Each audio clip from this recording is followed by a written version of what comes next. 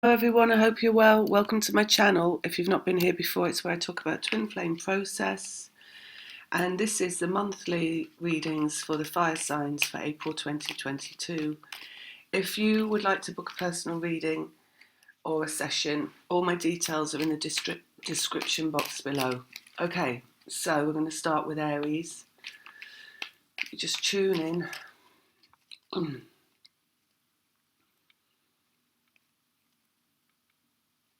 All right, so what I'm getting for Aries is that you are going to be motoring through any resistance this month. So it's a really month of forward momentum for you, and nothing will stand in your way, they're saying, to achieve whatever it is you set your mind to do. Let's get some cards out as well. Yeah, they're showing me like a plane in takeoff mode, and it's got a propeller on the front and it's whirring around really fast. So it's like you're going to slice through everything that you aim to do, leaving a trail of like they've got like a trail of fire coming out of the back of the plane. It's not on fire, it's just blazing a trail kind of a thing. Right, let's get some cards. Two of Cups. Two of Cups is about twin flames. It's a reflection of who you are in another person. So as far as twin flame process goes, this is a really good month for you, because you blazing a trail is like going to be reflected in whoever you're connected to. So all forward momentum in terms of positive aspiration, action in the physical world as well. A very active month for you, doing a lot, getting on with a lot. It's going to be reflected in the one that you're connected to. So eventually that forward momentum is going to bring you together, because it will. That's also bring you together. It's not you don't always have the opportunity every month for this kind of activity, this kind of energy. It comes and goes. Other months you'd just be taken out of the game completely and wanting to rest. But this is a forward momentum month for you, basically. So it's all designed to bring you closer to the one that you're meant to be with, through basically you're harnessing masculine energy and you're coming into alignment with that. So masculine energy is action of the ego. It's doing things. So where you're taking on board that energy and working with it, that's a really good thing, because the one that you're connected to operates from the masculine energy. You create that momentum in them by using that masculine energy. So it's just that, really harnessing it and using it. Six of Wands, which is positivity and vibration, so successful vibration. So as you're guided through the month, this month, to like maybe do more and act more and engage more in creating more in the physical world, then you're creating more positive momentum in the vibration that you connected in with the other one that you connected with. So again, it's just really good, really good. What else? Healing. You see, that's what the healing is. It's healing the friction that exists in the vibration that causes the separation, or that is the separation. So first of all, the vibration has to come together, and then the people come together. So it's not, I mean, it's healing vibration, yeah, but it's not like it's just a job that you're doing, right? By being in existence in the physical world, basically, of bringing those two together through this clarified vibration, powerful vibration, a vibration of having all your ducks in a row, basically. Emotional, mental, physical, vibrational. This month is an active month, it's a physical month, but it's affecting the vibration by bringing it into the light. Five of Swords, that's ending of the battle of dark and light. So just use the positive momentum that you're in. You'll at some point you'll be guided to let go and stop, and that's when you stop. But until then, you keep going. So you might feel like in your head, like, oh my God, this is crazy energy coming through me. Like, I can't stop. I can't stop doing things, but that's all right. That's how it's meant to be until you're told to stop. So that's when you stop. Not until that moment you're guided to. All right, so that's it for Aries. Just harnessing more light, they're saying, It's going to be a happy month. You're going to be maybe laughing at yourself and the amount of activity that you're doing, and like in a crazy way. Yeah, so it's a really good month. Okay, so next we're going to go for Leo. Right, so in my head they're showing me the Two of Pentacles, which is two people, and juggling as well. Two of Pentacles is about juggling in the physical world, juggling manifestation, they're saying. So communication, and they've got the Page of Swords, which is about communication and lessons around communication. I feel like it's going to be an in and out month for you. So it feels like communication, when you've got communication with your twin, you've got it inside of yourself, right? So it's inside your head all the time. It's how you communicate with yourself and how you talk to yourself, how much ego you're in or not in. For example, you only clear ego by being in ego. You don't clear it by avoiding it. So it's facing self and facing inside of self to start with, and what comes up inside of you, right? And that is not in like berating yourself for anything, because a lot of people think, oh, if ego comes up inside of me, I should like be really like beat myself with sticks mentally for having that ego. But everybody has ego. You have to have ego to be here. It's more about awareness of it and what's coming up, and loving your humanness, you know, and loving yourself for it, not telling yourself off for it, just seeing it and seeing it for what it is, and not admonishing yourself, right? So it's back and forth, and it's coming back and forth from twin to twin. Guided by spirit, Page of Wands, that's guided by the vibration. You're here to clear ego. That doesn't mean you have to force yourself to clear it and not be an ego and deny it. It just means observing it and noticing it and loving it. Love everything, right? Love your own ego. Just notice it. Your ego fights with your inner child sometimes. So when it does that, it's when you feel the stab of pain that comes from ego.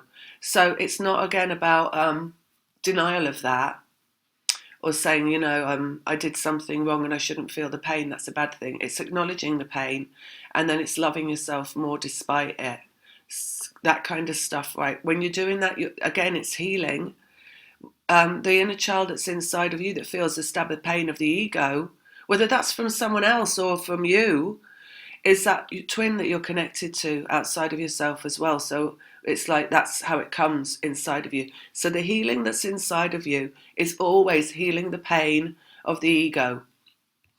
And when you feel the pain of the ego, you feel it through your heart center. It's like deflation. You know, somebody says something to you and you deflate and your vibration goes down, because it's like, oh, now I feel really bad because they've said that. That is like where that focus on healing that is like, no, you breathe into that and you rise up and you're like, no. Everything is as it's meant to be. There's no reason to feel any pain. Every interaction is how it's meant to be. There's no reason to feel any pain. Everything is healing.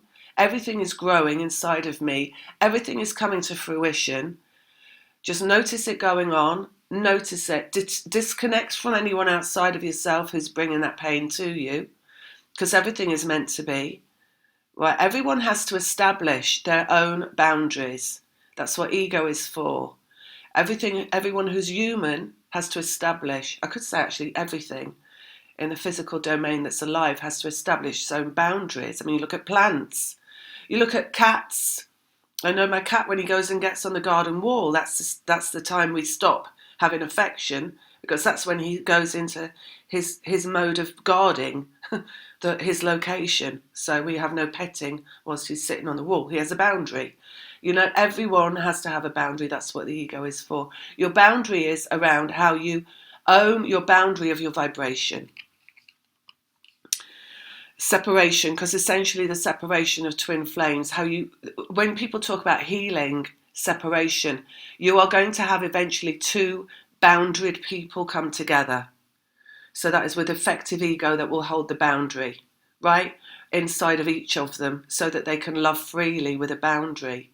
So it's about, first of all, it's about initiate. It's about growing that boundary inside of yourself. So this is a month about growing boundary, basically, so that you can be free to experience happiness and joy.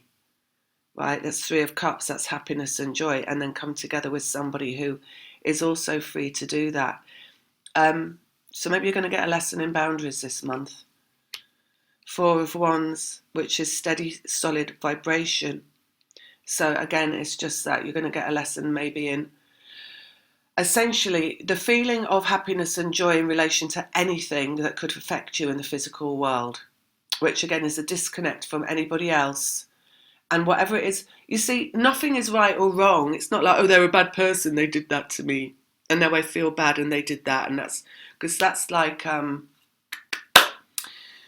well, that's not necessary to feel that, right? It's irrelevant. It's just let go of that other person, whatever they did, whatever they said, and own your right to feel happy, right? Because we're not here to make each other happy. That is the old style of relationship, right? And that is the narcissism that exists in everybody that wants to say, you did that, you made me feel bad, right? Now I discard you.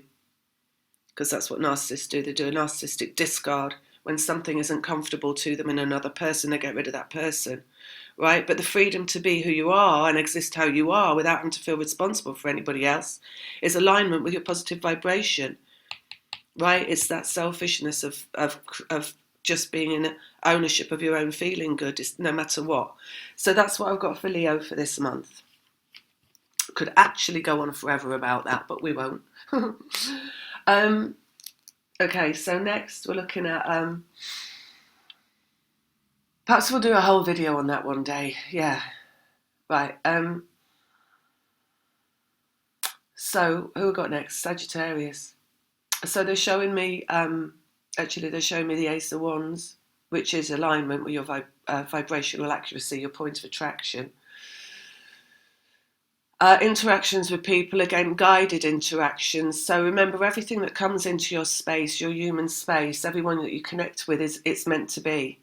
So it's not like, oh, again, it's like the Leo thing of like, oh, that's not something. Everything has a positive outcome eventually. So you might not see it at the time it happens. You might be like, why is this going on with me? Why is this happening? This isn't comfortable for me. But you've got to know that everything is always working out in your best interests if you stay aligned with your feeling good in relation to whatever is showing up for you.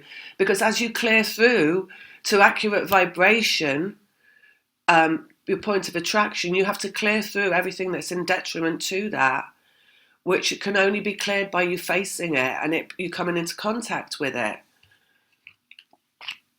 Ten of Wands, expanding energetically, positively, in relation to everything that comes to you.